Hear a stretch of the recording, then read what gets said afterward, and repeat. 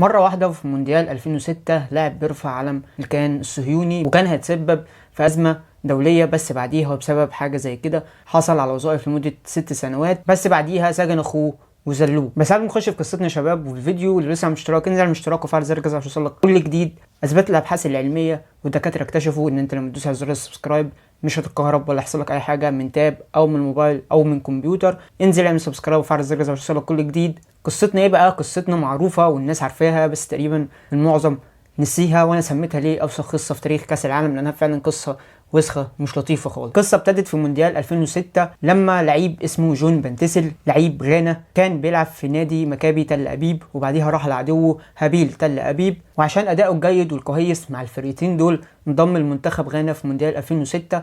وبعديها اثناء ماتش غانا والتشيك اللي فازت فيها غانا 2-0 هو سجل الهدفين، وفي الهدفين احتفل اللاعب رفع علم الكيان الصهيوني. مش بس هو اللي رفع علم الصهاينه، تقريبا ساعتها في مونديال 2006 ده معظم جماهير غانا كانت بترفع برضو علم الصهاينه، مش عارف ليه. بس بعديها وبعد ما حصلت ضجه كبيره على اللاعب وانتقادات، اتسال الاتحاد الغاني، والاتحاد الغاني رد وقالوا ان هو ملوش دعوه باللي عمله اللاعب. لما اتسال البجح على رفع علم الكيان الصهيوني قال لك انا لعبت في ناديين هناك في الكيان الصهيوني، وهناك هم لما عرفوا ان انا انضميت لمنتخب غانا في المونديال رفعوا اعلام غانا هناك، واني ارفع علم الكيان الصهيوني ده نوع من نوع الاحترام والتقدير ليهم ورد الجميل، نوع من نوع الاحترام والتقدير للاعب.